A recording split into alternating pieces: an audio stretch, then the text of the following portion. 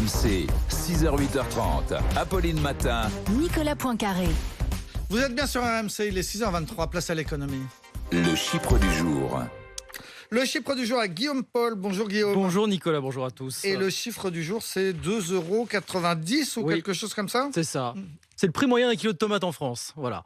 Pourquoi je vous en parle ? Parce que ça risque de pas durer. Parce qu'il faut le savoir, 80% des tomates qui sont cultivées en France aujourd'hui sont cultivées hors sol. C'est-à-dire qu'elles sont cultivées dans des serres. Alors c'est pratique, ça permet d'avoir la tomate toute l'année. C'est pas très écolo, mais enfin ça c'est un autre débat. Oui, mais le problème c'est que vous allez comprendre l'histoire, c'est que ces serres, elles marchent au gaz. Elles sont chauffées au gaz, dont les prix, j'ai pas besoin de vous le rappeler, ont été multipliés par 10 en un an. On a longtemps été entre 15 et 30 € le mégawattheure. La fin février, on était à 220.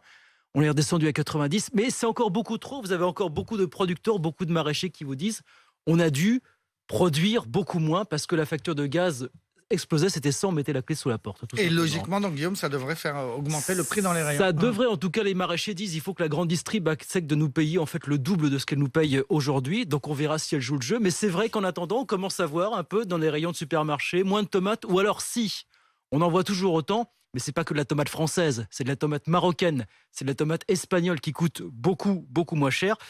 Donc c'est ça aussi le danger pour les producteurs, c'est s'ils obtiennent des prix plus élevés, que le consommateur se tourne encore plus vers la tomate étrangère, à moins que le consommateur soit prêt à soutenir la filière dans l'effort de guerre. Mais vu la façon dont le pouvoir d'achat est pressurisé, j'aime autant vous dire que c'est pas gagné malheureusement. Merci beaucoup, c'était Guillaume Paul.